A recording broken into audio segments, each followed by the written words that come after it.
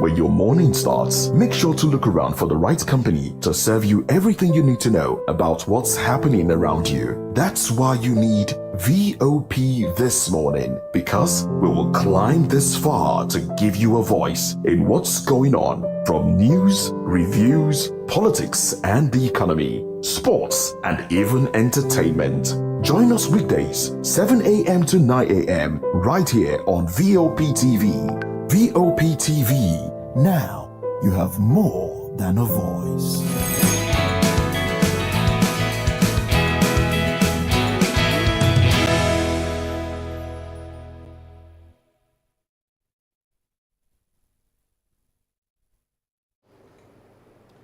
All right, good morning to you. Welcome to another day on VOP This Morning. And it's a very special one indeed. It's Valentine's Day for lovers.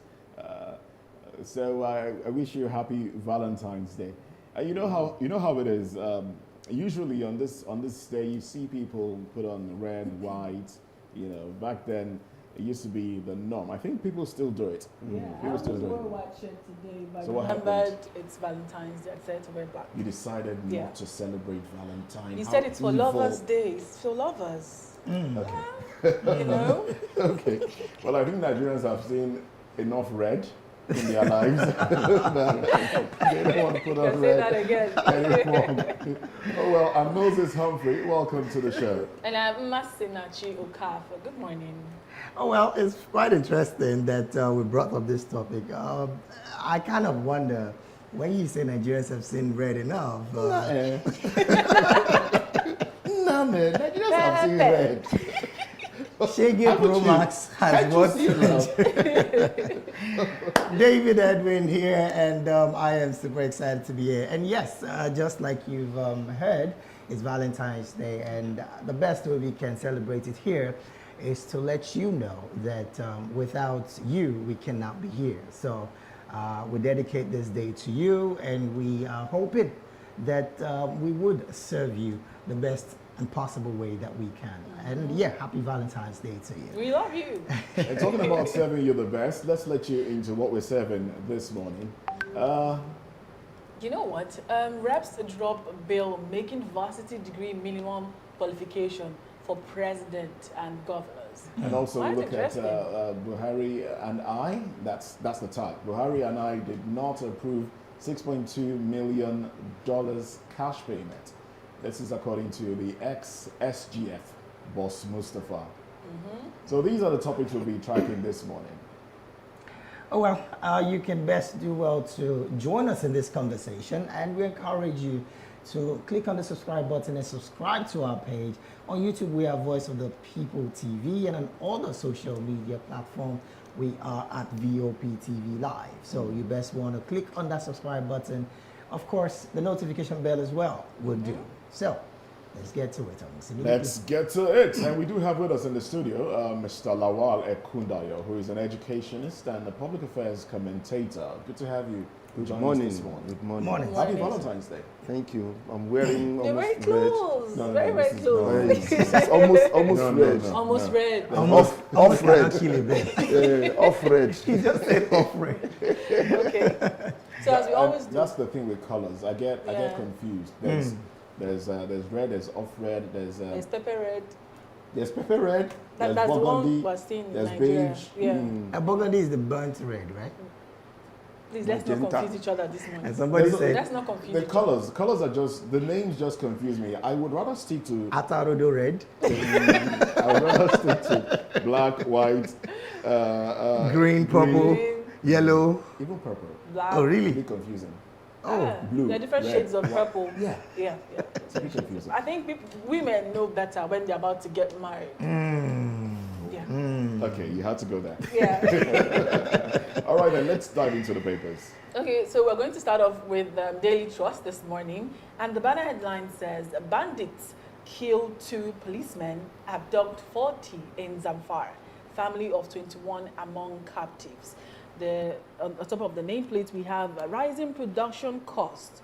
Bakers begin nationwide strike from February 27. Buhari didn't approve a $6.2 million for election observers. His signature forged says ex-SGF.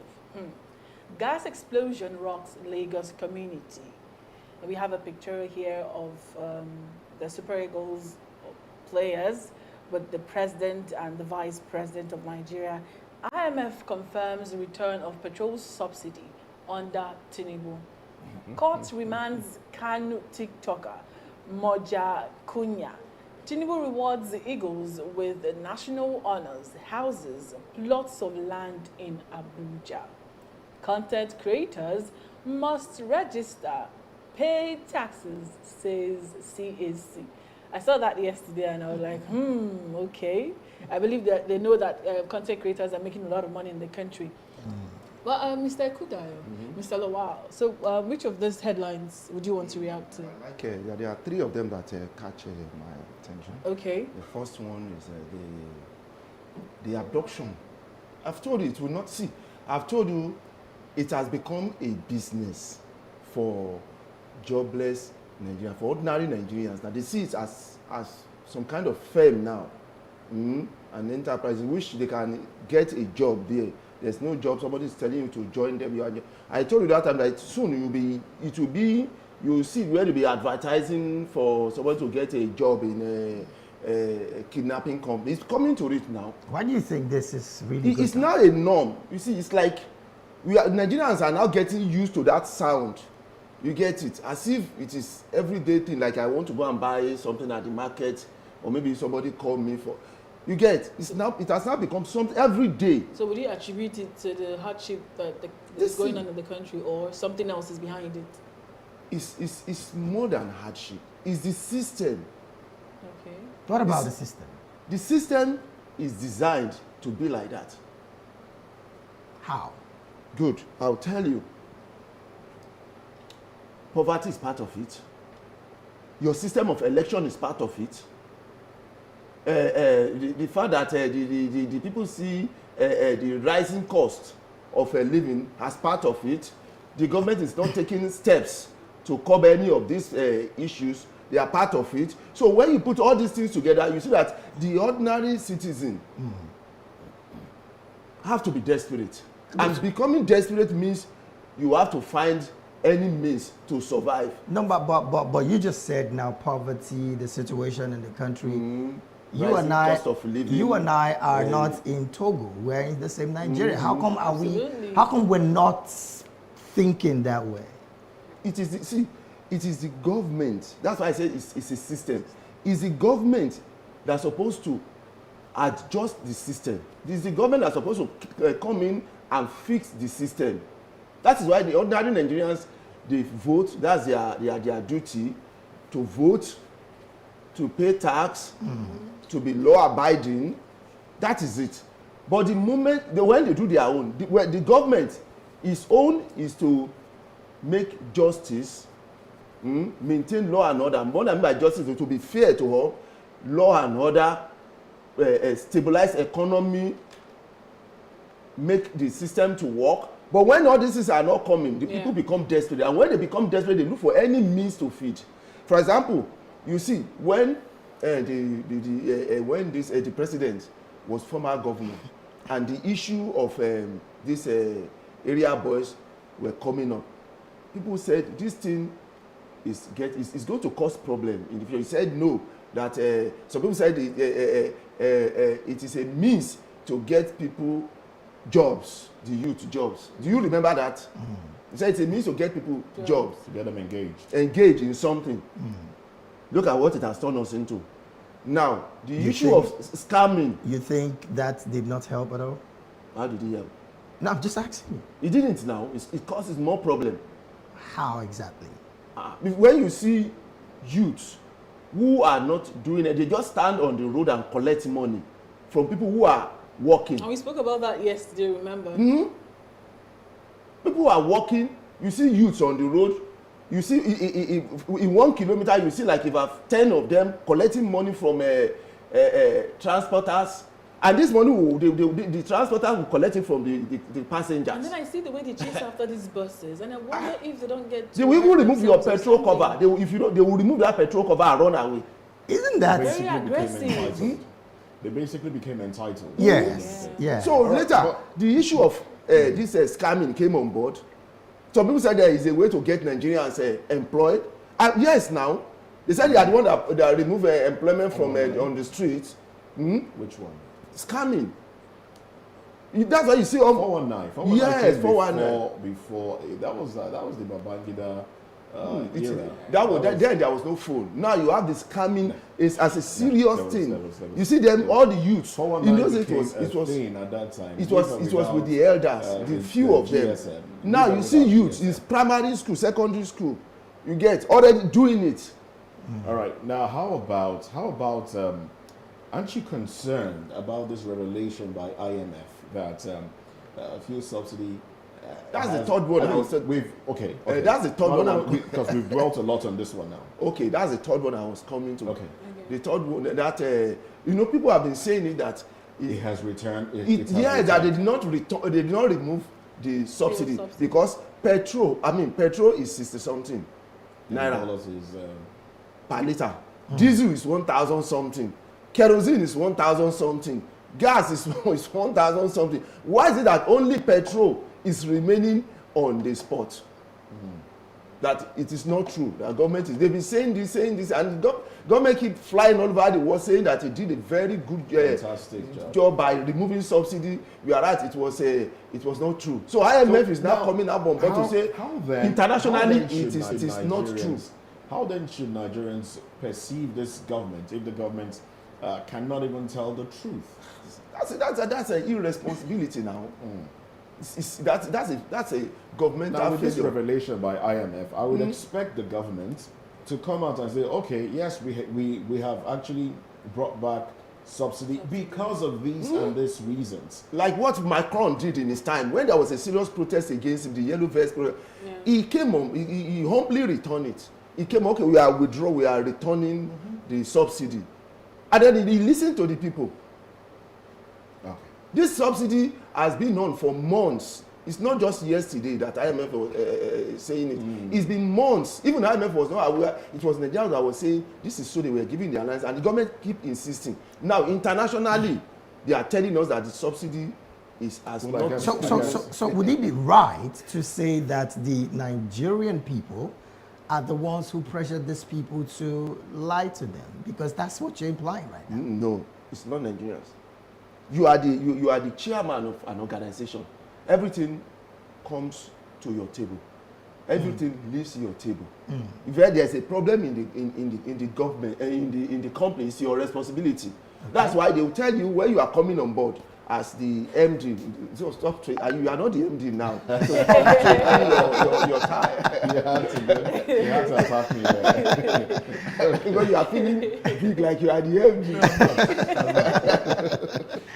So but then, when MD is coming, you are being employed as MD, they will tell you, pick your team. That's the next thing they will tell you. Select your team to work with you. You will be the one to say, you can fire anybody, you can leave anybody, you can promote anybody, you can demote anybody. They will tell you, select your team to work. And they will give you target.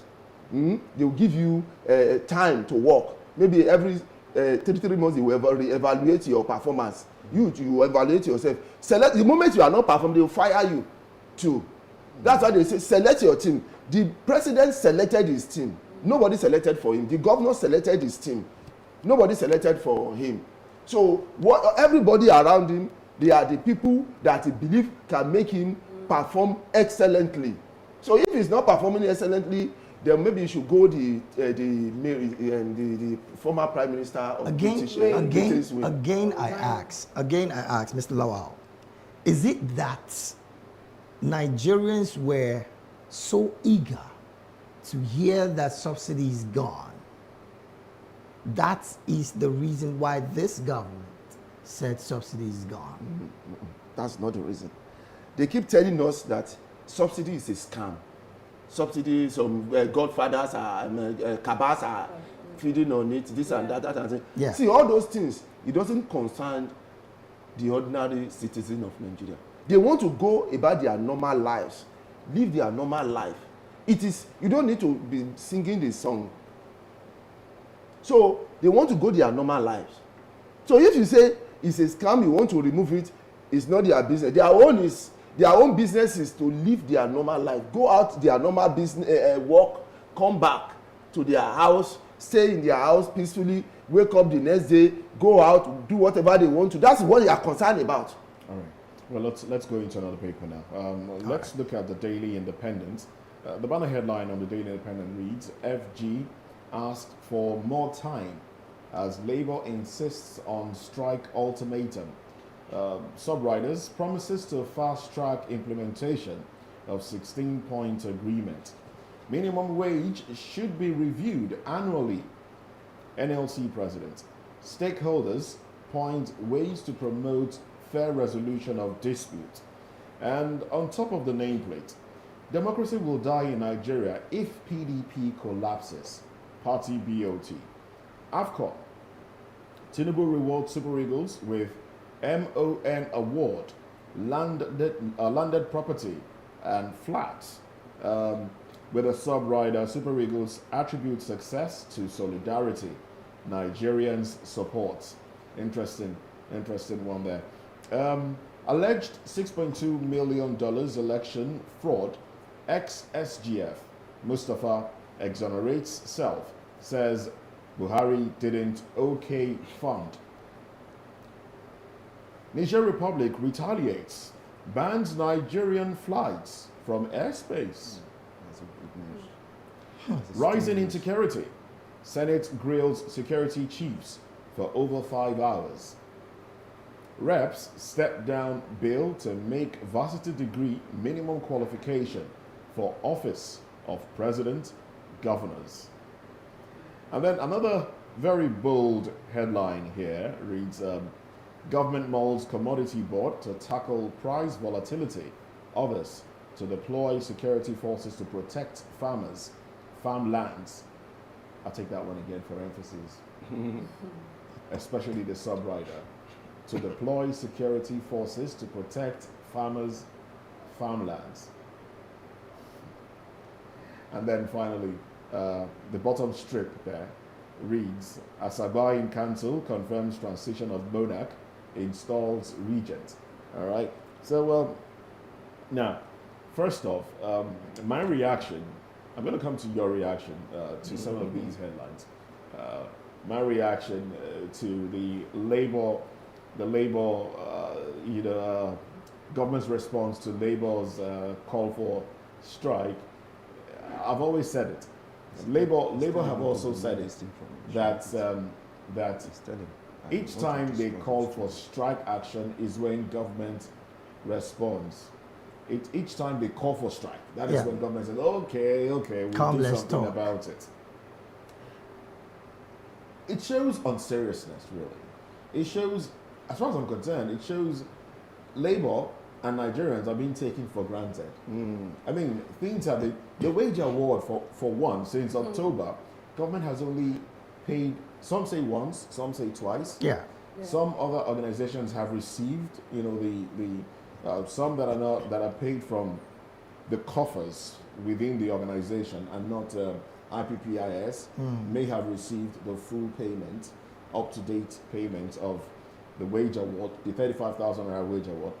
But organizations under IPPIS, Conmess and the rest of them, structured Conmess and the rest of them, have not received. And now government is saying, we will pay you. We will start payment. We will start payment. Isn't this being taken for granted, really? Now, that's my thought of that one. And then I will also quickly react before I come to Lawale Kundayo. Well, Lawale says I should start adjusting my tie. I will quickly react to the stepping down of the bill to make BSc, that's university degree, the minimum for whoever wants to contest for the presidency and governors. We know what it is currently. It is school sat. How in the world? I mean, in some parts of the world, up until recently, in America, for example, you should have even served in the military for some time. You should have a certain level of certification. All right. before you can contest. You should be exposed to the political terrain for some time before you can vie for the position of the president or governors and all of that. But here, pegging it at school sat is laughable, even though we still have forged certificates and the rest of it. It's laughable indeed. But now they're stepping it down. No, don't even go there. But then, if you want to apply for a job, in fact, having BSc is not even enough right now to apply for a job. Yeah. You should have your master's. To get promoted in the civil service, you get to a certain point in the civil service, you will not be promoted beyond that level if you don't have your master's. So what are we doing? Well, what are we saying? it's a good thing it's part of the main topic, so we're going to definitely do some justice to that. Sorry, I forgot. I actually forgot. Definitely do justice to that. I actually forgot. Oh well, these are my thoughts. So which headline tickles your fancy? The banner headline on that news, and I want to respond to that, Niger, before the banner headline. Niger, okay, Yes. Closing their own airspace. I've said it earlier on that the Nigeria, you get it, is causing issue. Our political system is causing issue in ECOWAS. I told you that we are breaking ECOWAS. You know, I said it some weeks ago. You see what Niger is doing now? Niger is retaliating. Niger was part of ECOWAS. They left ECOWAS. Now, look at it. They are retaliating. Then what is ECOWAS? You have destroyed ECOWAS now. When I said for the president that time, even when he blocked that border, people were saying, right, it was right. That was the former president. It was right to block border. I said, see, you don't block border in modern world. You find a means, you get it, to get behind the issue. But Donald Trump, before getting into office, made a bold statement that he was going to raise the walls of Mexico, before Mexico. So, let me tell you two things why you should not go to that side. One, ECOWAS is to rival EU. You get it? America stands alone in America. United States of America stands alone in America. Well, they don't. And they do. They do. We have America, we have... That's about your perspective. What about standalone is that everybody look forward to America. America is not joining anybody. Oh, like a standard. Yes. Okay. It's not joining anybody in America as a group. Okay. But in EU, they form, in Europe, they form EU. We want to be stronger. They want to have a borderless country so that it can be easier for them to do business and be stronger. That's why they started the European Union currency and trading. Now, ECOWAS was to rival, to do exactly the same thing. And then you came on board, you blocked the border. It caused problem for other countries now in ECOWAS. Now, when the president came on board, he didn't do anything, even created more hardship. Now, ECOWAS is breaking. 3 have left. Now, they are retaliating. Why would they retaliate? They have to retaliate because now they are telling you that ECOWAS is meaningless. But do you think Nigeria is about the reason why ECOWAS is breaking? Yes, because how do you think so? The purpose of ECOWAS, I've told you, is economic communities of West African states. Yes. Economy. When you say economy, that means trading, currency. See, if you have that ECOWAS, I think it's very, very, they made it work the way it's supposed to, because everybody's looking at Nigeria as the giant of Africa. They want to do the standard. But ECOWAS is not just Nigeria. Let's also point that out. It's no. What I'm saying that they look at Nigeria just like they look at Britain, they look at Germany in Europe. Okay. They look at Germany, they look at those big countries to help the others. The way they look at Nigeria, they emulate. So we're supposed to take advantage of that and be able to grow our economy to the standard in which we will rival even US itself. Because when you are trading with all the countries in ECOWAS, it's enough for the country to be very, very strong economically. You don't need the dollar to trade in ECOWAS. You need the ECOWAS currency. Before you know it, it will spread around the whole of Africa. You know we have African Union. It will spread around the whole of Africa. Before you know it, dollar will be something like an airstream to use. Like if you want to do business with America or Europe, that's what we talk. Even with Europe, you'll be talking about ECOWAS money if it is strong. So there'll be no pressure on this dollar. So is Nigeria not taking care of our economy the reason why ECOWAS is breaking? It's not because we are not taking of our economy. It's because we are not taking advantage of ECOWAS. See, let me give you another example. Do you know that in Portugal, some European countries, they went to Portugal to buy a land to plant pear in Portugal because they are importing pear from America. Now they want to break that monopoly, so they had to. Their investors, they went to Portugal to buy land and invest in Portugal. They did it in Turkey too, because banana is coming from Brazil, so they want to stop that. So they want to invest in Turkey. Yeah. Now in Nigeria here, you can have our businessmen going to Togo to get land for agriculture, and then whatever you harvest from that area will ease the food pressure coming from another area. Now, so you can even go to Niger or maybe to Mali. You can have a cattle ranch there owned by even Nigeria itself. Nigeria government will go to Niger, to Mali, get a land, do cattle ranching there. So whatever you make there, you take part of it to your country, you sell to the others, you make foreign exchange. So we are not taking advantage of ECOWAS. The purpose of ECOWAS, we are not taking advantage of it. Okay. When I was in the north, when I work in north in Maiduguri, you see, as Moses, something as small as go-go, you know that go-go sweet. They will load it every day they bring a truck. Trucks, they offload into that Maiduguri market, Monday market. After offloading, by that day, they will load pickups and send it to Eastern Africa, to Northern Africa from Maiduguri, that Monday market. So they will send it across. I asked them, where is it truck? They say they are sending to other African, Eastern Africa, Northern Africa, from Nigeria. And that go-go company is in Nigeria. You see clean, you see seasoning, you see so many things. The moment they will load it across, because it is a borderless. Look at what. But when you block border, you create problem for those things. Now look at Niger now. It's now saying, okay, you two don't fly over our airspace. All right. Okay. Well, thank you. At this time, thank you. At this time, let's join Tosin Ejalonibu, who is on the streets of Lagos, to speak to Nigerians on the stories and the cover pages of the dailies today. Good morning, Tosin Ejalonibu. Good morning, everyone. I'm here in the streets of Lagos, and I want to get that reaction from you. I want to get that reactions from you. I want to get that news item that tickles your fancy this morning. I want to check what interests you in the news. What's that news headline that interests you in the news this morning? A couple of topics in the news this morning. The nursing saga with the new nursing council policy.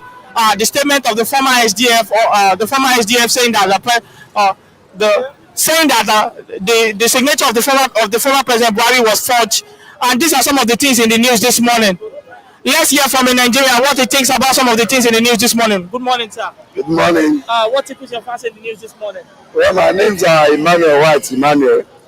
I'm so surprised about what the former SGF is saying. You know, the APC government in Nigeria has not favored Nigerians at all. How can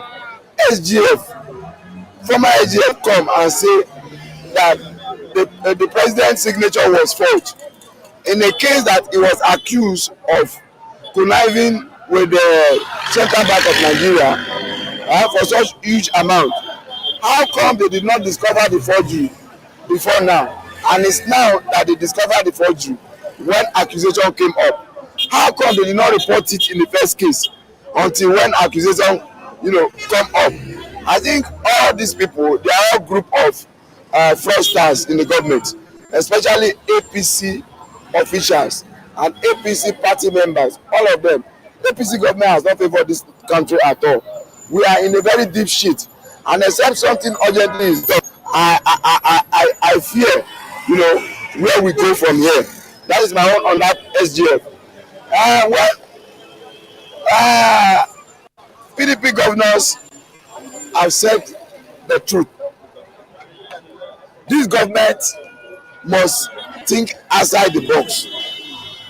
If the armies, the navy, the air force, the police, and all the armed forces cannot secure us, then we need state police.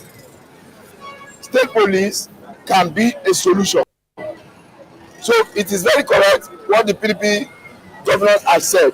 Irrespective of any countering or anything, we need state police in Nigeria now. Thank you, sir. Yes. Nigerians, you can hear from him. This has discussed this morning. For Voice of the People TV, Oluwatosin Ejalolumbu, back to the studio.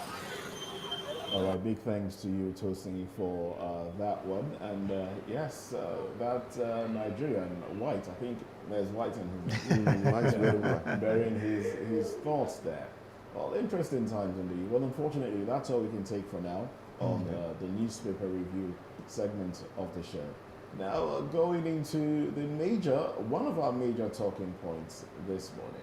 Yeah, 6.2 million naira fraud. Of course, the ex-SGF boss Mustapha has testified in Emefiele's trial, says that Buhari's signature was forged to withdraw funds from central bank. Details when we return.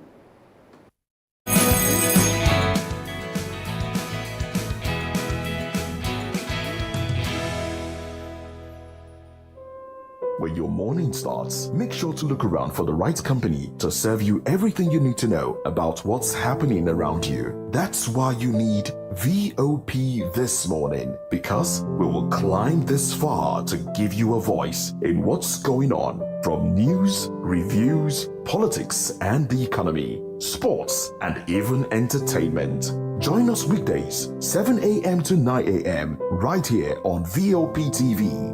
VOP TV. Now you have more than a voice.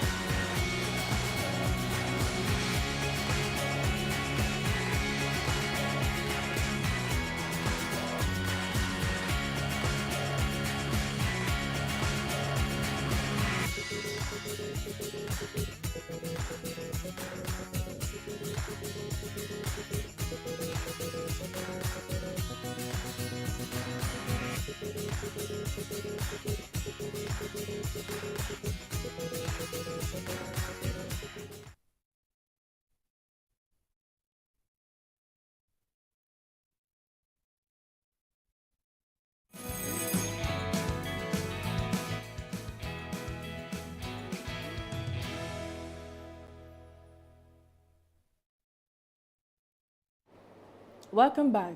Moving on, Boss Mustapha, a former secretary to the government of the Federation, SGF, said on Tuesday that former President Muhammadu Buhari's signature was forged to give approval to a cash withdrawal of $6.2 million from the vault of the Central Bank of Nigeria.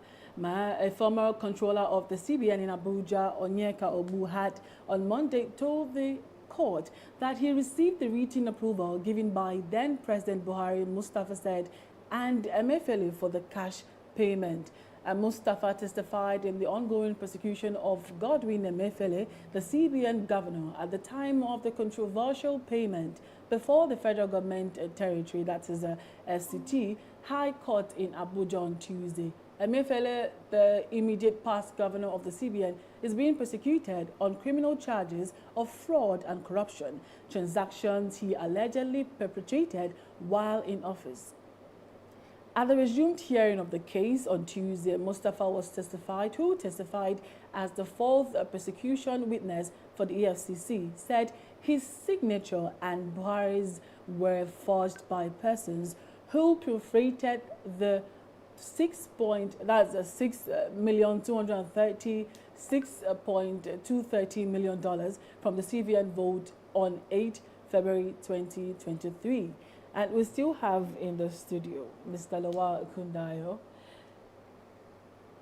6.6 million naira plus. Yeah, yes. Hey, Emefiele may be, he might actually be questioned, yes, but then for someone to be able to say that the president's signature was forged and the money was carried out, is that not something that we should be bothered about in the country? It's a colossal A whole something. president's Yes, signature. forged, and nobody could detect it. And you are now coming on board to tell us after close to a year, after the man has left office, and you are being questioned that you are now coming on to tell us that the signature was forged. Why didn't you come out, or you just detected? These are the questions. Did you just detect it now when you are being questioned, or you detected it long time ago and you refuse to talk? You get it?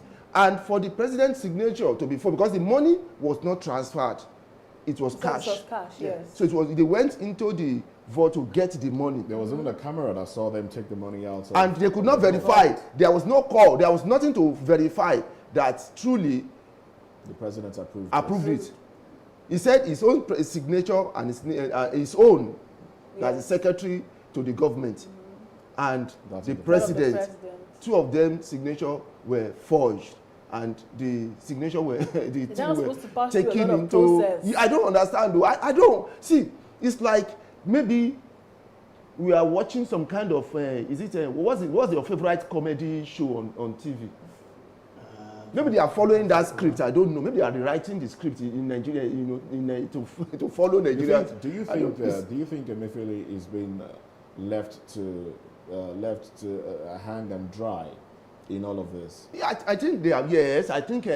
I'm not saying the man is exonerated. I don't like the way he handled the banking industry at all. But do you think he acted alone, or he acted with some sort of support from the presidency at the time? What the SGF is saying, I believe, implies that he acted alone.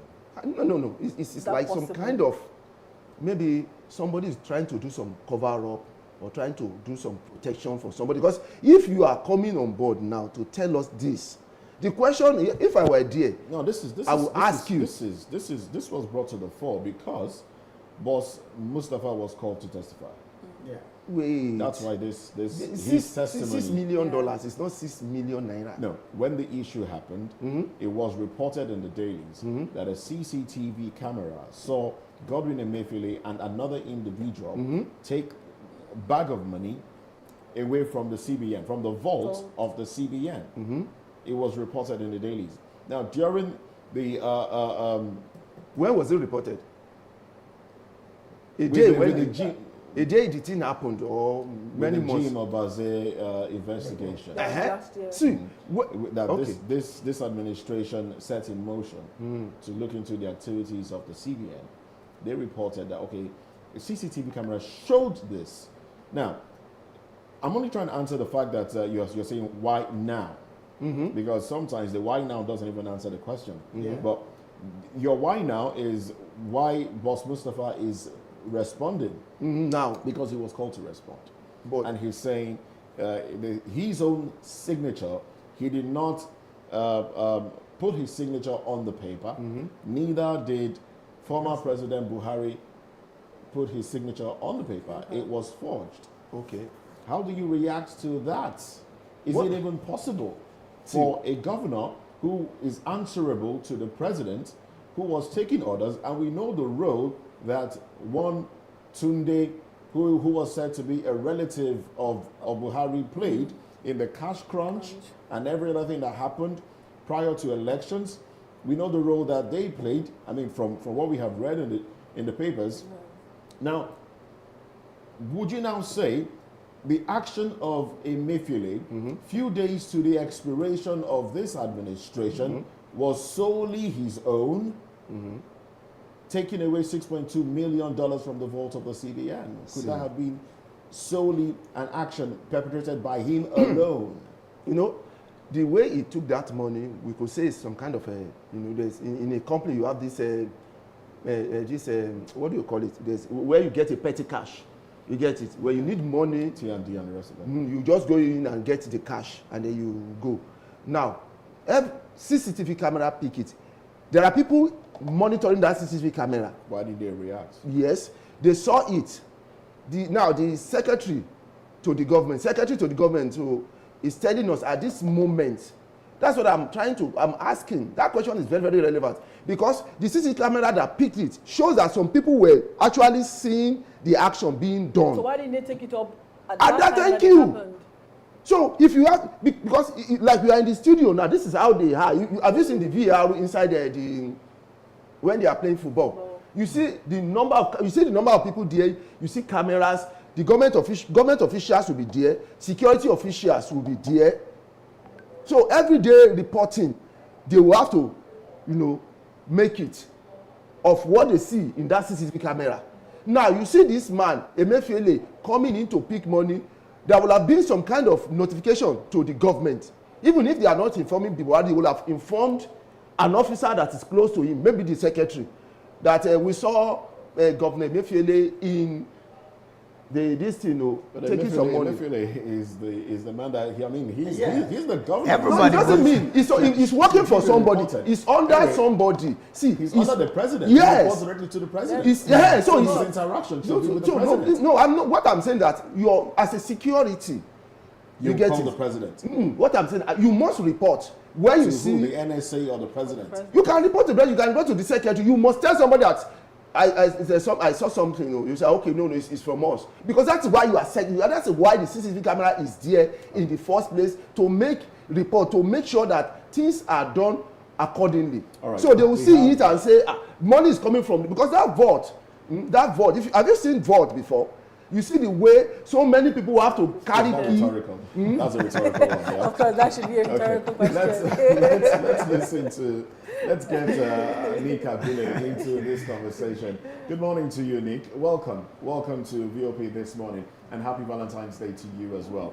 Now, with the revelation by Boss Mustapha that his signature and that of Buhari, former President Buhari, was not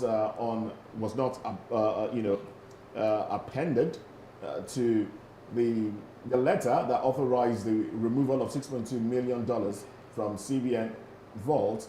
How do you react to that, really? Is it even possible for Emefiele to have acted alone?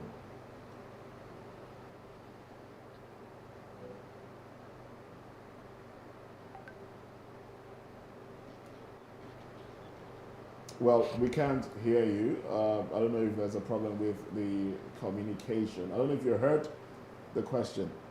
Nick? All right, we seem to have... Good morning, can you hear me? Yes, we Yes, can now. Can you hear me? Yes. Now we can. Oh, okay. Go ahead, please. Okay, yes.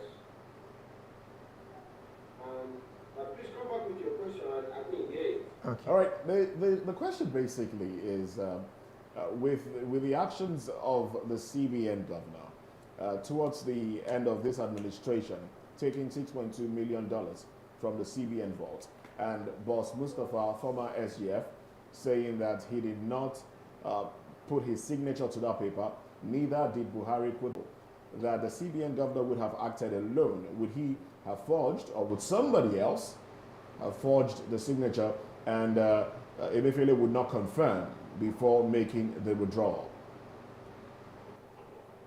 Help make sense of it.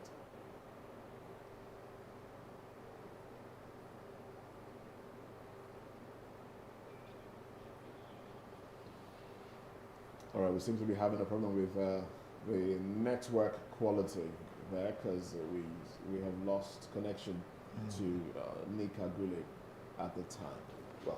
Well, at this time, don't you think that Buhari himself, former President Muhammadu Buhari, can he be called to the stand to testify as well? In fact, I would seriously love it, because there's so many things you get it that he needs to answer to. You get it? There's so many things. People are saying he left a shabby economy, he left a Kineko economy, begin to, put the blame on him every now and then. So he needs to come out and answer some of these questions. He needs to come on board and answer some of them. Let's face it. Because immunity doesn't cover him anymore. He needs to come on board. And they need to grill all his cabinet people who have acted and work along with them How do you, they need to, because they are saying the totality. When you say economy, you are not picking one side, you are not picking one or two. You are talking about the totality of the system under him. So definitely all of them, education, agriculture, finance, petrol. You look at even the petroleum ministry saying that he was the petroleum minister, and they are saying that they did not remit for money to the federal coffer for years. All right. Even in power, they said the discourse did not remit money. The TCN transmission company of Nigeria did not even they didn't audit the account for many years. I'm gonna have to stay with you here. You said you would love it if the former president is brought to stand and of course defend some of these things. There was a Goodluck Jonathan who, according to reports, the Suki Gate movie did happen. There was also the Stella Odua movie. I call all of this movie because in the end, till date, Goodluck Jonathan has not been seen in any court in Nigeria. Do you want a new Nigeria? I'm getting it somewhere. Okay. Now we are talking about the past president, in person of former President Muhammadu Buhari, and all that happened under his watch. Is this to say that the political elites of this country will never be brought to book in any way soon, following all of these allegations and all of these evidences that are coming left, right, and center? That's why I said, do you want a new Nigeria? Because the new Nigeria means we are going to change from the old norms of letting anybody go. Is that even possible? Why not? Anything is possible now. Things are changing. People can change. How do you think that will happen? Where do we even start from? Where do we know that? You see, it's something that we know can make us to take a giant step towards the right direction. If you have something like that, because it will begin to put a check on whosoever is coming to rule, to be a leader in Nigeria. He knows that when he's going to be, it's not going to be free when it's true. You get?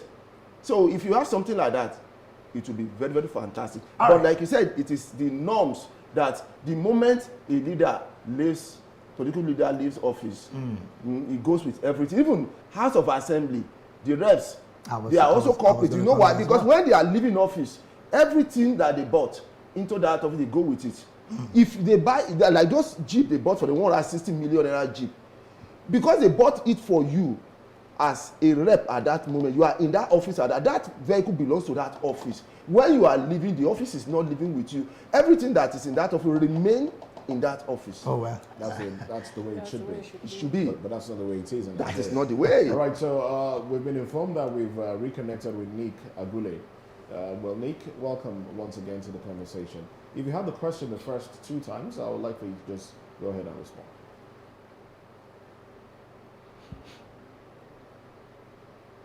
Yes, I didn't get the question the first time. I think my network has been playing up. I hope it's stable now. all right.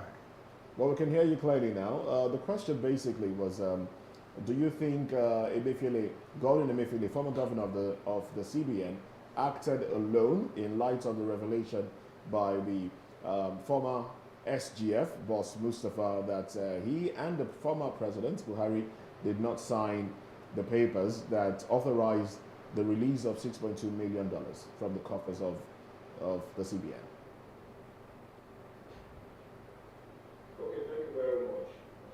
Good morning, Moses, and good morning to my co-panelists, and good morning to my viewers. Good morning. The kind of things that you hear happening in Nigeria, you just know that Nigeria is not going to develop. It's not going to develop. To take money. Wow. The way they take money from Nigerian coffers, Moses, think about a body where people have punctured the body and are collecting blood, pulling blood out of the body at different points from head to toe.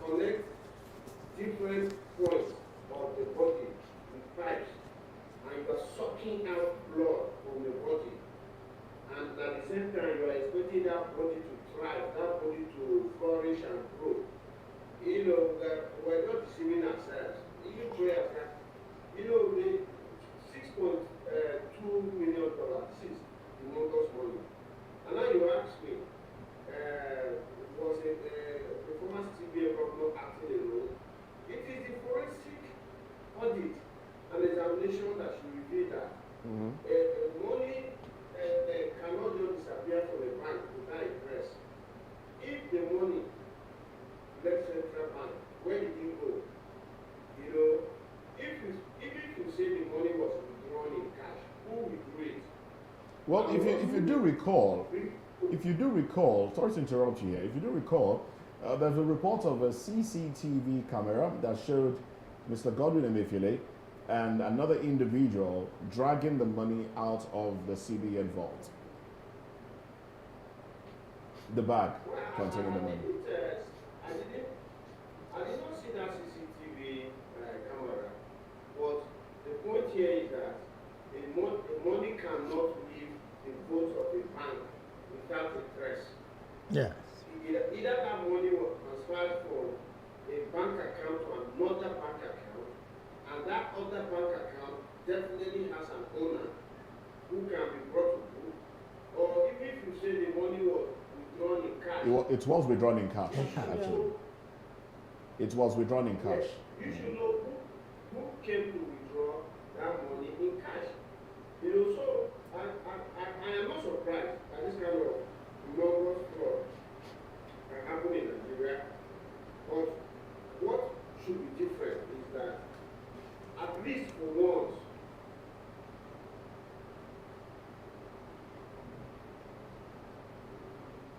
just bring people to book, you know, and let the money be recovered. Because the money are stolen will either now be warehoused in real estate, or you see all the properties that are here in Abuja unoccupied. That's where they keep the money. They keep part of the money in cash. They launder part of the money abroad. All of that, they are traceable if they are serious about the investigation and bringing these people to book. But honestly, if we continue with the way Nigeria is being looted like this, and at the same time expect that we're going to have a country that is going to develop, I think we have to think twice about it. All right, I'm still going to stay with you, Mr. Nick. At this point, I would like your reaction on this particular issue.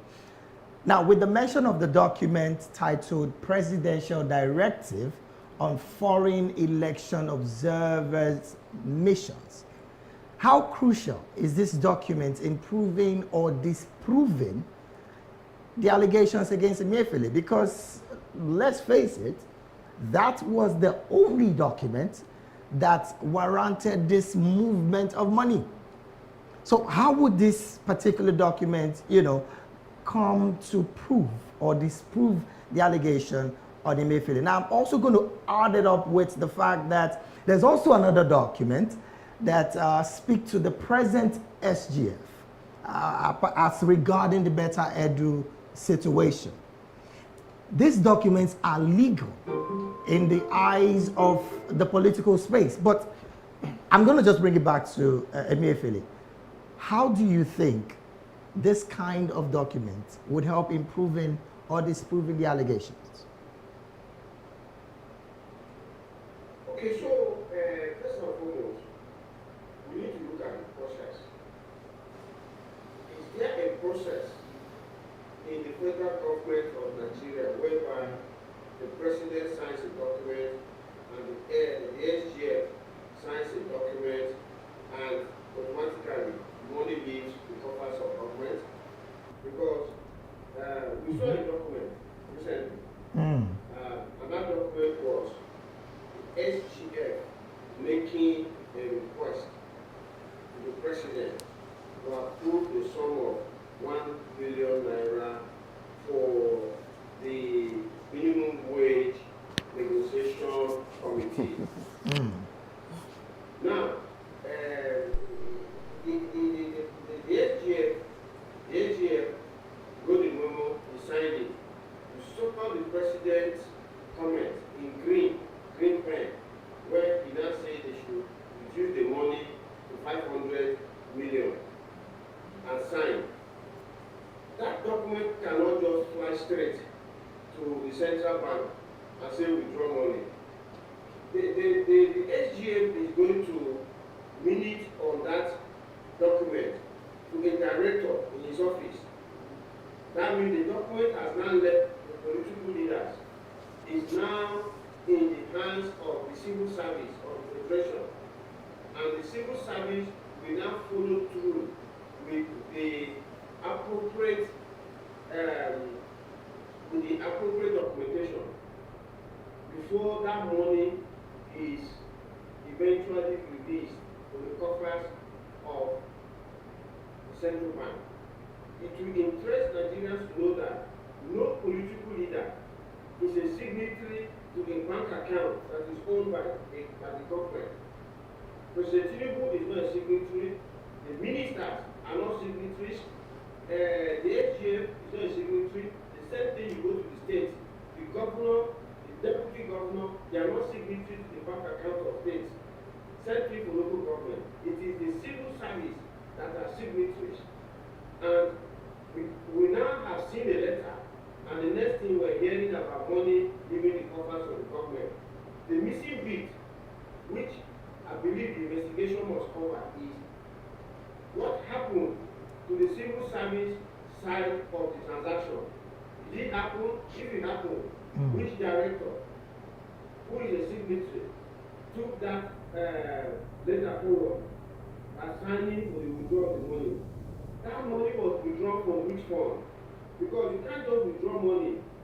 Nigeria's money is always appropriated, and that's what you call budget.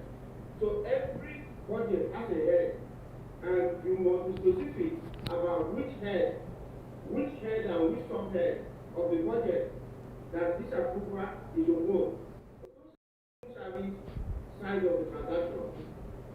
Civil service have access to the system, where they can, like in the federal government, they have a system called GIFMIS, which they use in doing this financial transaction. So, except we are not being told about the full spectrum of what happened and those who were involved, and they are just stopping at the HGA.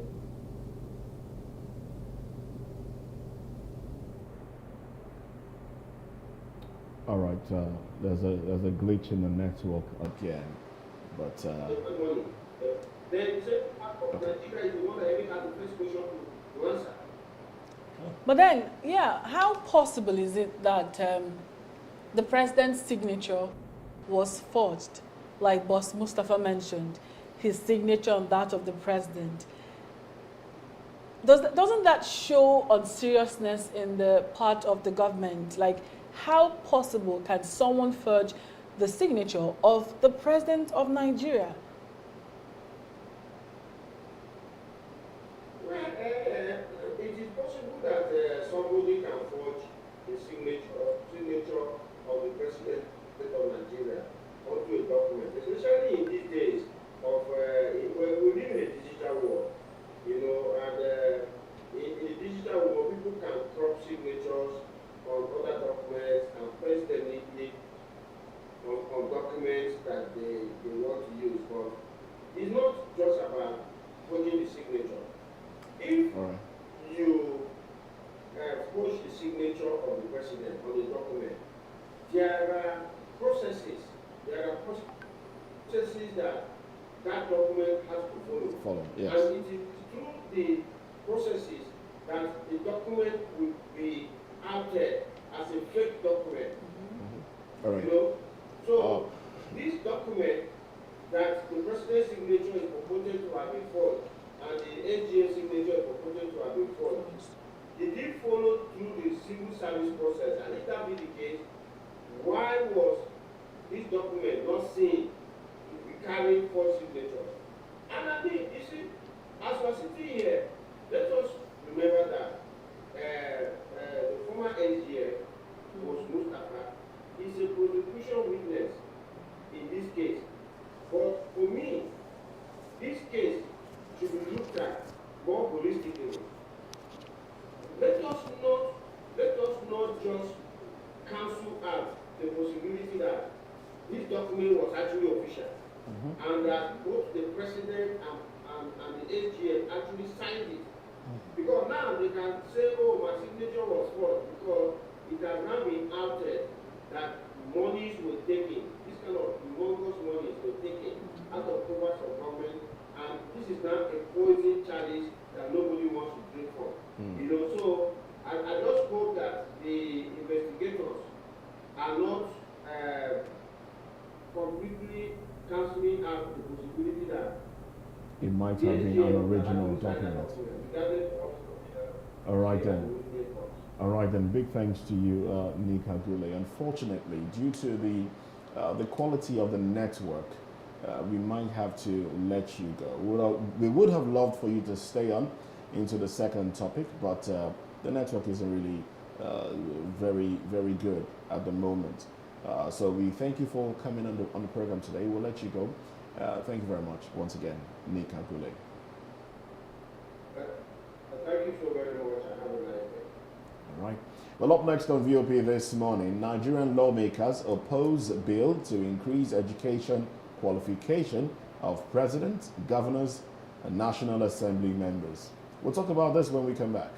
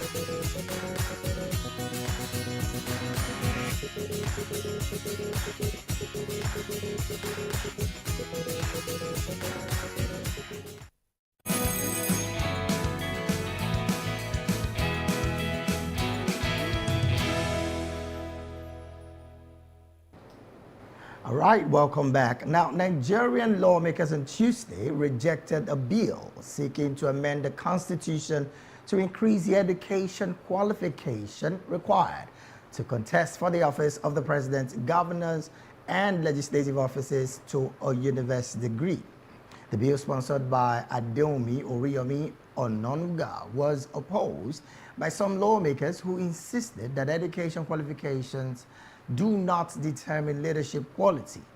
The bill, which was debated for over 2 hours on Tuesday at the plenary, was stepped down by the force of majority. Ononuga, who led the debate, argued that leaving education qualifications at the secondary school certificate level is inadequate for the country, while advocating for an upward revision to a minimum of a university degree for all elective positions. Are we saying our students have no reasoning? She questioned during her debate. Chinda argued that since primary school certificates are insufficient for private employment, they should not be deemed acceptable for public offices. On account of the growing opposition, the initiator of the bill announced its withdrawal to allow more consultation if need be. Stay with us. Right here inside the studio is Mr. Lawal Kudayo, who is a public affairs analyst, a farmer, and yes, an educationist. All of this at the plenary yesterday, what do you make of this new move? Even they don't know that at this present moment, since Babs Fafunwa, Professor Fafunwa brought the 6334 system of education. Primary school is not the minimum anymore. It is GSS. The GSS 3 is the minimum, not even the primary school. That's why they created that 6334 system.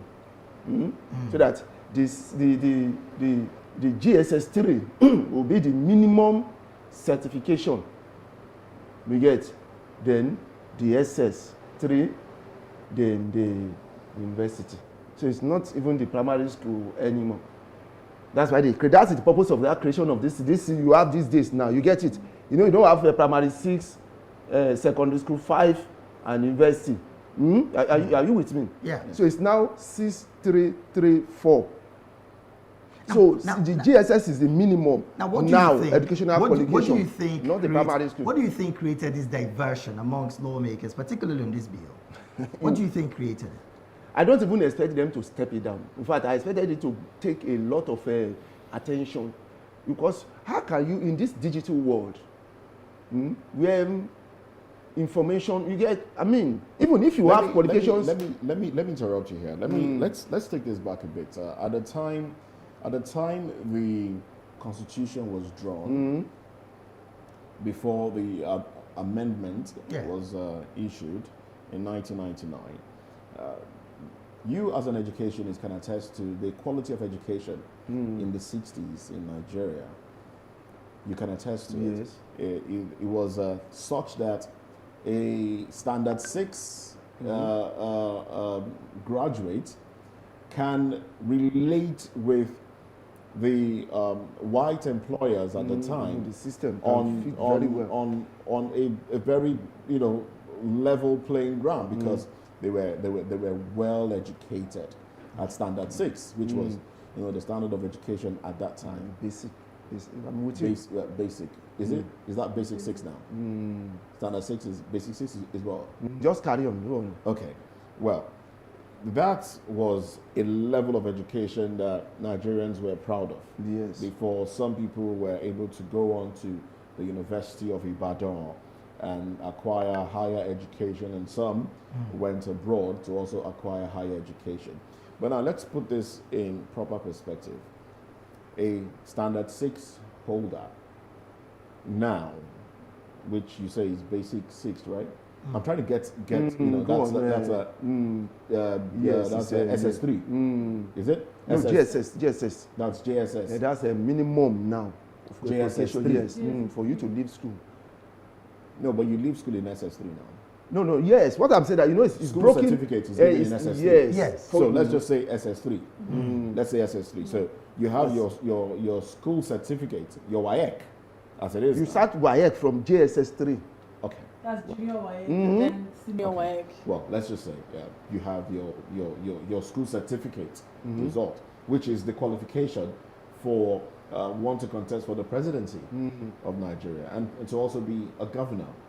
Putting this in perspective, is it even logical that one who isn't educated beyond the secondary school, I'm bringing it down to what we have now, one who is not educated beyond secondary school or a secondary school dropout should be governing a country, should be governing a state? Is that even logical enough? It is not. Why isn't it? Because, why isn't it? Now, we also do know, as an educator, you can attest to the fact that writing exams is not a good judge of intelligence. The examination, it doesn't tell how big or how much your IQ is really, So why? And let me also take the word from the lawmaker who rose to oppose this bill, Aliyu Madaki from Kanu. He stated that leadership quality of a political office holder is not determined by one's level of education. Okay. You don't agree? Why will I agree with that? Why will I agree with that? If it is true now, everybody will be employing just anybody. Why are the companies, if they want, they will tell you minimum of a BSc, no, even leadership of I'm coming. See, office. Leadership. Not employment into a private sector. You are the one just categorizing this with name. We have to categorize. A leader is a leader. Okay. You get it? Employment is employment. You are the one now giving it name. You get what I'm saying? I'm speaking to you now. Is it not the same? Even if I'm using the intonation of my dialect, which is Ibadan, and you are using your own, I remember she's using, we are still speaking English. Oh, more Ibadan. Thank you. we are still speaking English. If you're speaking Igbo, she's from Igbo, and she's using the intonation of Igbo to speak, we still know that is intonation of Igbo. We still know it's still English. That is the standard. It's the same thing with your level. When it comes to employment, you cannot, because somebody you want to employ a digital analyst. I just went, okay, I can pick anybody. You now went to pick maybe somebody with a secondary school and you make him. Don't worry, it's just employment. Do you know what they see? When you are in a leadership post, you get older. If you are not careful, you get hypertensive because you don't have closing time. What has that got to do with being educated to do you know what I'm saying? Do you know the number? Because when you are in school, when you are at school, in the higher institutions, you see you are groomed to be self-reliant, to be able to manage situation. You get it with what you have learned. That's why in higher institution, there's no. If you like, don't come for lecture. If you like, come. Nobody will tell you to go and read. Nobody will tell you to come to exam. Nobody will cane you. Nobody will. Just do what you like. You are an adult. So it is your brain that will now tune into it that, this is, I want to be so person. Your brain will now tune into it. You adjust your brain into the system. It's not like that in secondary school. In secondary school, you have closing time. You see, wear uniform. You get what I'm saying? You see, yes, everybody will see pile themselves up in one class. The teacher will come in, spend 45 minutes. In an institution, it's not like that. The lecturer talks like to you as an adult. You get the approach he uses is an adult. Now I said something before. A standard approach. So please, let me just finish. So you're dwelling on that one, and I want us to make up. Okay, you can go on. Okay. Before I spoke to you during the newspaper review, I spoke about how companies tend to be a lot more specific when they employ. How companies would employ individuals who, if you get employment as a school certificate holder, you're starting from level 4 or level 6 in the civil service. Yes.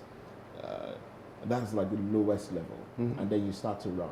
You now have your OND or BSc, as the case may be, HND, BSc, Masters, for other courses, courses, where you want to be promoted to. Yes, and then your years of experience start to come to play. But how is it that in the drafting of the Constitution of Nigeria, that was not put into consideration? The same Constitution that allows federal workers under having school certs to start at that level is the same Constitution that gives the same school cert holder the authority to apply for the highest level in the land.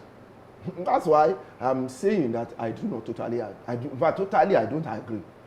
I don't, because if, let me say, a gate man now happen to be the president. Somebody who's employed to be a gate man, he now happens to be the president. Now you are now president as you were a former gate man. You are now maybe somebody who's cutting grass. You now an uneducated gate man. Yes. Let me just say, you have secondary school. You're now employed as a gardener. You now went to your area and then you got the opportunity. You became president. You are now president. Now, do you know the number of people you are? Do you know the caliber of people you'll be dealing with? Who are far experience that you, they will beat you to pieces. They'll finish you up because when they bring the budget, when they ask for money and they begin to put all those terminologies, you just be looking at it like you are looking at film. You are lost. But if you are educated, in education, you know what the next thing to do. No, this area I need to study. Just give me time. You just go to your Google, look at it, and then use it to brushing up your memory. Compared to somebody who finished secondary, you just be looking at it. You just be shaking your head. Okay, you append your signature. But then, adding to you finish in your country. Adding to what Moses said, we have people in Nigeria where you're looking for a job, and then they would say you should have like 6 years experience. Yes. And as someone gets to age, your employability level reduces. But then you have the governors and then presidents, and then they say age does not matter. That whatever age it is, you can be able to rule the nation. Actually, you see, when they say it doesn't mean that your level or your intelligence decreases with age. No, it's not. It doesn't. No, she said employability level. Yes, that's what it is. If you're because 25 years, you can companies can employ you as a starter. But if you get into your 30s, 35, you will not be employed as a starter because they now expect that you have 6 to 7 or 5 to 6 years and you must have got some other qualifications to add to this. So the level they will be gunning you for at that moment is a higher level, which they expect you to have got to that level. I think if you are not to that level, they will not employ you. Why then is it that, I mean, if the older you get, the lesser your ability to get employment as a first timer, why isn't that applicable in our political space when older people are now, given like a retirement plan. the leeway to get into office? It's like what we do in the olden days. You get the oldest person in the family automatically becomes the head of the family because they believe he has accumulated so much knowledge and experience and understanding. Certification.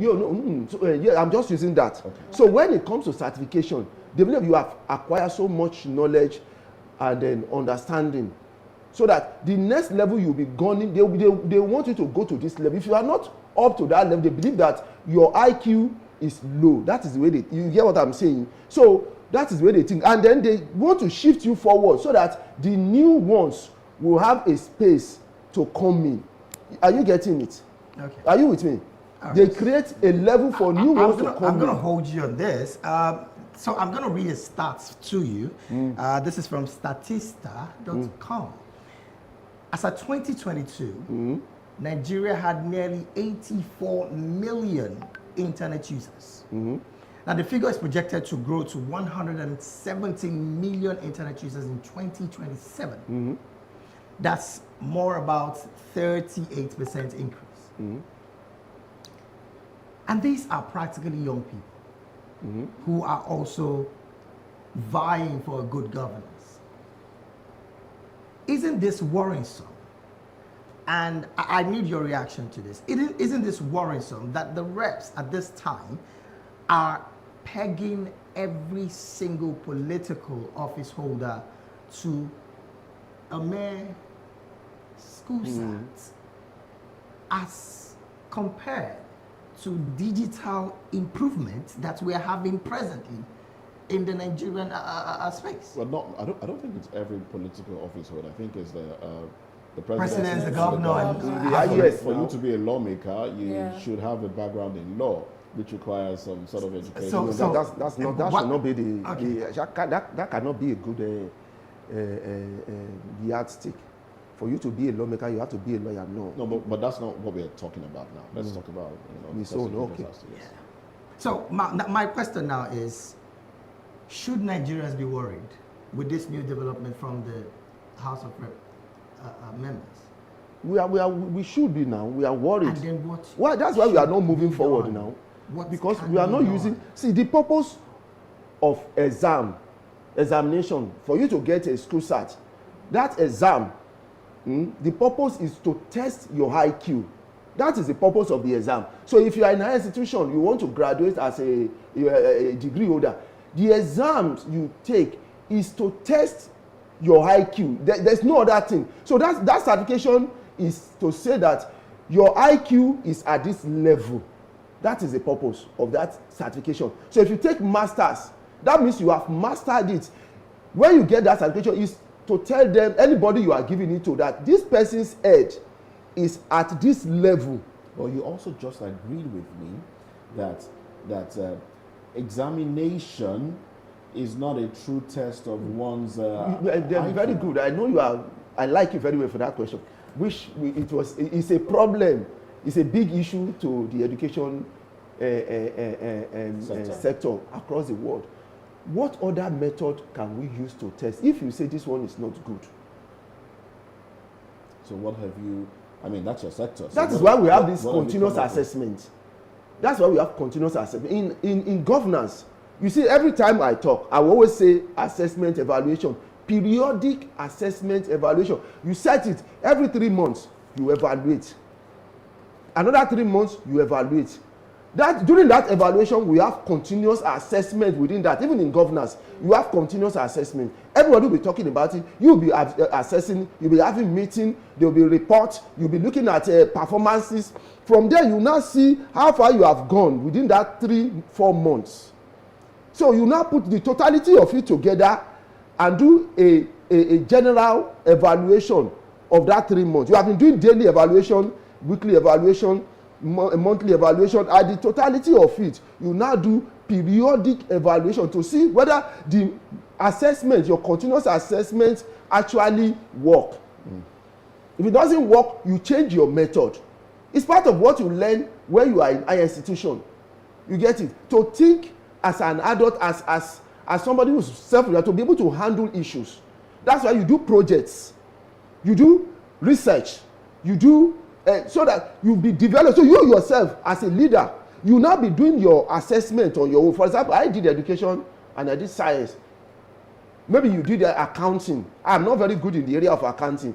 So if I take you as a minister of finance, what I need to do is to begin to watch your performance from day one.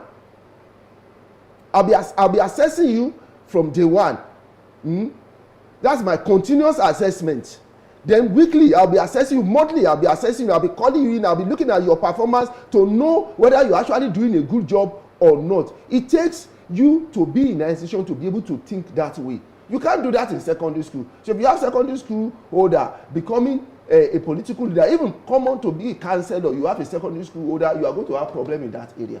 Well, you know very well that most of the times we have this issue of saying that the governor fetched the certificate, the governor bought this certificate, did not go for NYSC, and did not do that. Why do we always keep having that issue among our leaders? That is why you see a lawmaker will be telling you to step it down. You get it? You are not encouraging, development. You are not encouraging for us to compete with the big guys in the world. You are bringing us down by saying that. So that you are telling the person that, no, you don't need to compete now. Just stay in your small niche and then everything will be fine. We're supposed to be competing. If you have something that is greater than professorship, we should go for that too. Why do we have all this? In this person that said, the same lawmaker, if you look at his own children, he wants them to become professor, get doctorate degree. Why did he not tell his children, don't worry, just stay in your primary, you have got primary school, it's okay now, just stay. Why do you want them to go further? And you want the person who is going to guide them, the president, the governor, who is going to monitor their life, not to have something below them.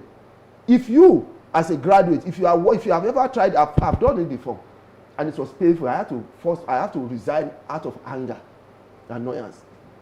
When you have somebody who is less qualified than you, heading a post, when you bring in innovations, the person doesn't understand. He'll be bringing you that, no, we are not, no, we can't do this. But look at what development this thing will bring to the school. Look at what they will just be pegging you that, no, because he or she does not understand what you are saying. But if you have somebody who's higher than you get the moment you say one or two, basically, okay, that's very good. Please speak to me more about it. Sorry. Okay. I just want to drop something. You also do know that psychologists will tell you that education, as it is, puts you in a box. Some successful businessmen may not have acquired education within the four walls of the university, but they are successful because they were taught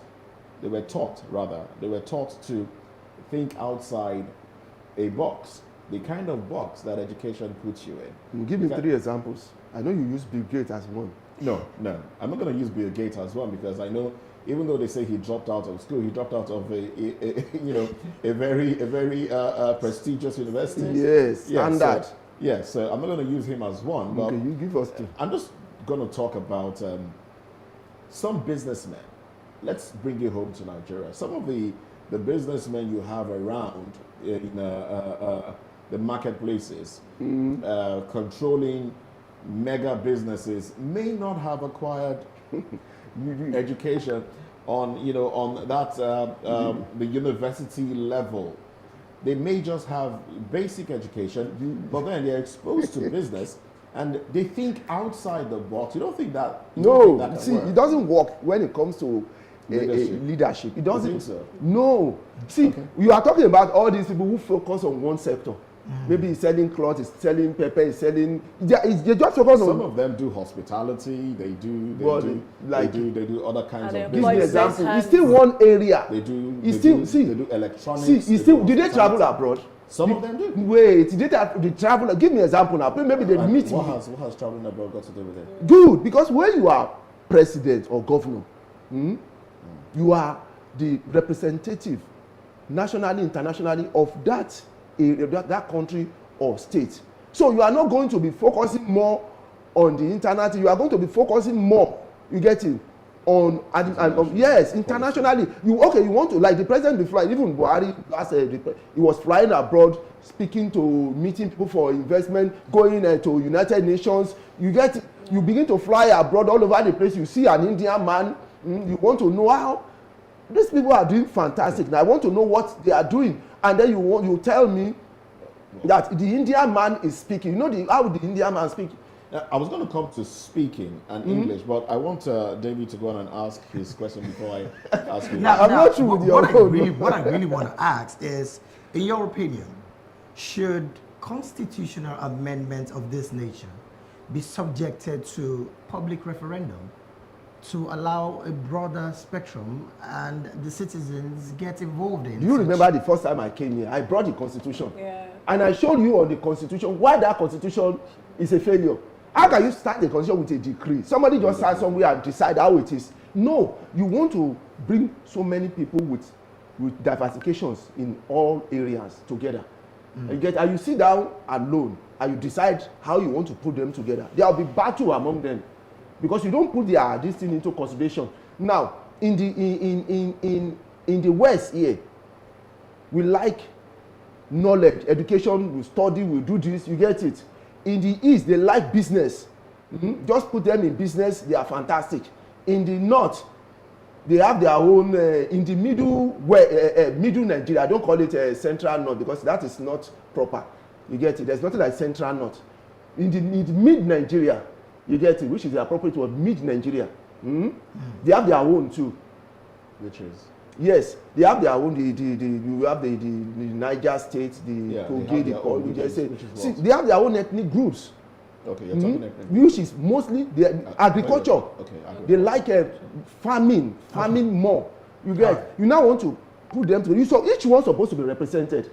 Now you are not telling we in the West that love to read, we want to be professors, want to philosophers and everything, that the person that will rule us must have a secondary school holder. That is an insult to us. You get, and you want to tell the man in the North, the East, who love business all his life, that the person that will rule him will be looking at. What's your summation of it? What do you think should be the way forward now? If you are talking about that constitution, yes, you should get rid of the constitution and do a proper referendum. Okay, but before we get rid of the constitution, this aspect of the constitution. Yes, this aspect of this constitution. This particular one. Minimum, you get it, degree, minimum, BSc. Yes, some level of experience in political leadership. Okay. Some level of experience in the military. Service in the military. Yes, it may not be in military. It could even be in your local government. It could be. They will see how you've been doing fair in that area. Or maybe your place of work. Have you held any political? Any leadership office in there? Give details. You are laughing. You say something came to mind. You say give details. You now begin to. They will not tell you to. They will not tell you to write a small thesis about yourself in that office and the president and what you want to come and do. You now write a small, this is there, maybe a page or 2 or 4. You now begin to write about what you did. You see that by the time you do that, most people who have forged certificates will just be cut off from that. Instead of you to present all that certificate and they look at the certificate, by the time they tell you to write and they now bring you in to question you. Okay, talk to us. I you can't even say what you wrote. When you said something, because You know, in some organizations, before you're given certain positions, they ask if you are married, because it is believed that if you can handle a home, either as a husband or a wife, you can handle people. That's in Nigeria. If you try it abroad, you will find you heavily. The person will get so much money from you, will go and start his own business. So you don't buy that idea? No, it doesn't make sense. No. Because you can have all these people who decide on their own, or maybe religiously that I'm set, and they are good leaders. Handle people.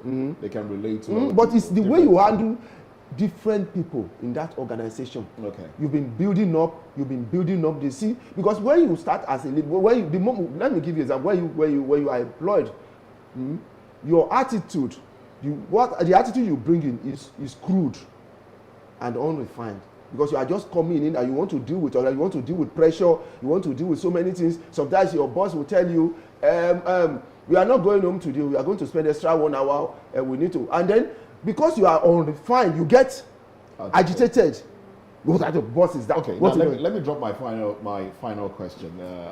I kept this one because it's a little bit off, but then you said something about speaking English. You know, you don't want to go here and speak English. You go to abroad, you speak English.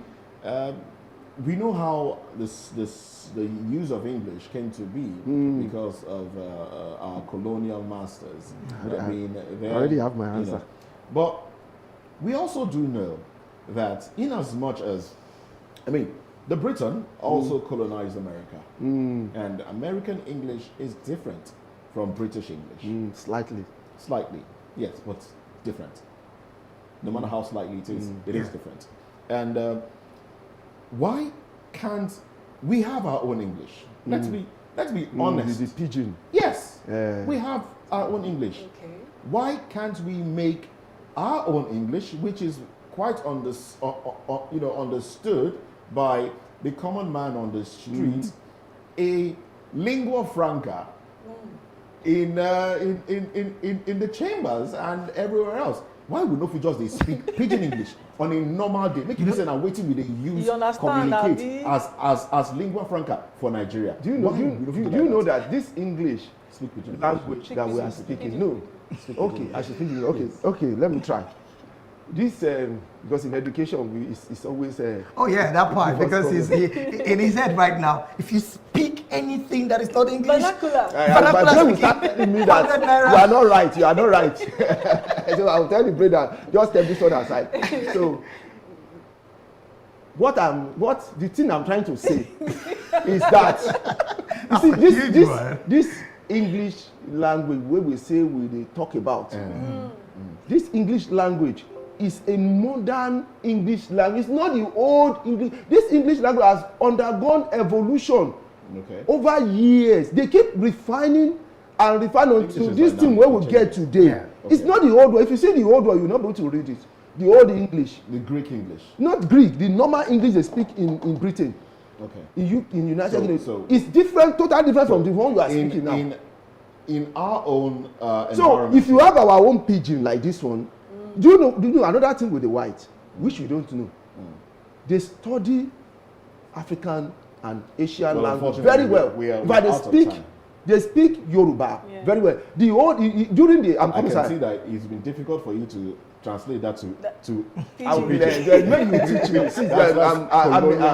come and get certificate from your side. That is colonial influence on you. Well, I must say thank you very much, Mr. Lawale Kudayo, for staying with us on the program. We have to wrap this up because we are pressed. We've stretched this. Thank you once again for being with us on the program. Well, we'll take a very short break, and when we come back, we'll be talking business. So stay with us.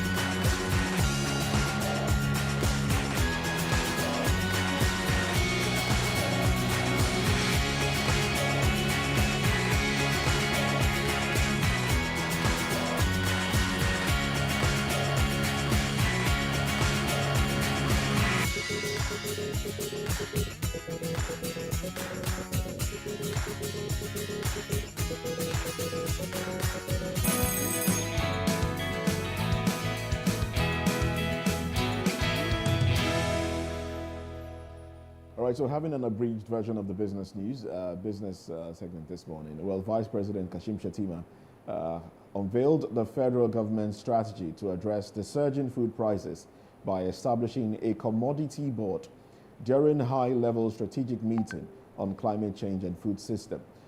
Shettima outlined the board's pivotal role in assessing and regulating food prices, along with maintaining a strategic food reserve to stabilize critical grain prices. He stressed the urgency of implementing immediate, medium, and long-term strategies to combat potential food crisis. Now, these strategies include targeted interventions such as fertilizer and grain distribution to farmers and households to counteract the effects of subsidy removal, as well as initiative to enhance farmland irrigation for year-round food production. Additionally, the creation of a national commodity board, which aims to address food volatility and ensure food security for all Nigerians. All right, that's the business story we have for you today. We'll take a break. When we come back, we'll have entertainment being served. Stick around.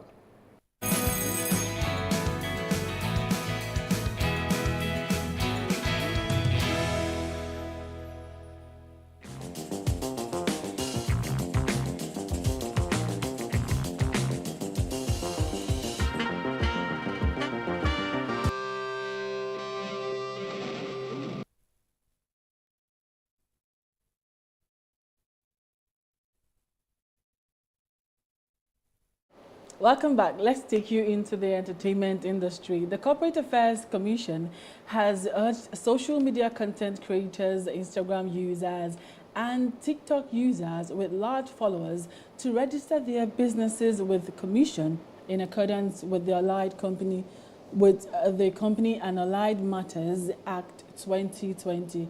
Now, this is coming amidst alleged plans by the Federal Inland Revenue Services to onboard media content and influencers into its tax system. The CSE boss Magaji stated that social media and content creators are generating a lot of money without paying any form of tax to the federal government. Magaji said ignorance of the law is not an excuse.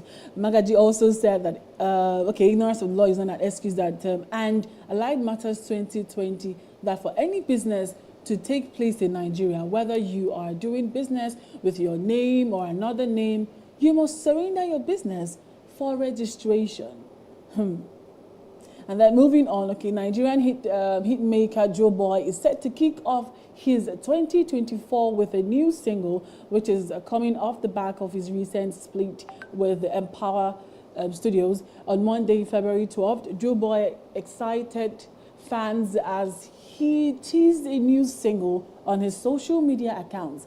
The song, titled Osadebe, is set to be released on Friday, February 16th, 2024. Since breaking into the mainstream in 2019 with his hit single, Baby, Joe Boy has gone on to become a superstar with a collection of hit singles to his name. Signed by Mr. Easy's Empower label, Joe Boy enjoyed huge commercial success, releasing 2 albums and 2 EPs under the label during his nearly 6 years on their books.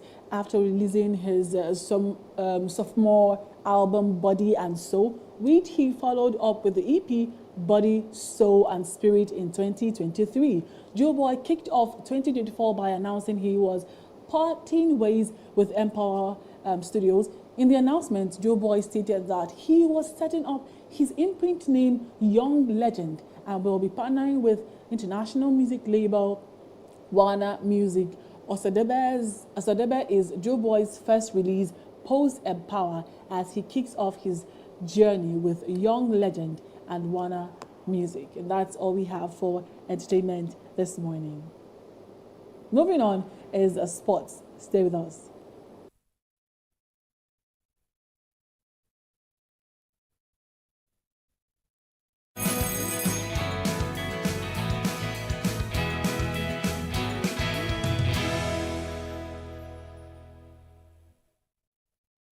Audio Jungle.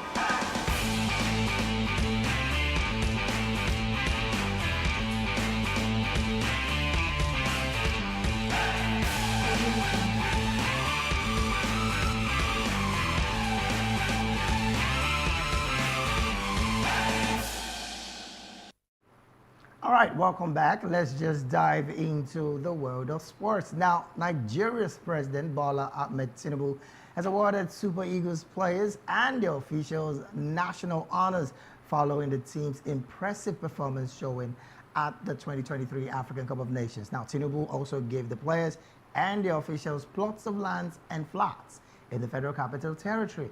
The Super Eagles lost 2-1 to the Elephants of Cote d'Ivoire in the final of the AFCON 2023 on Sunday, and President Tinubu, who received the team at the Aso Rock Presidential Villa in Abuja, said he is proud of them and applauded their resilience and for lifting the spirit of the country.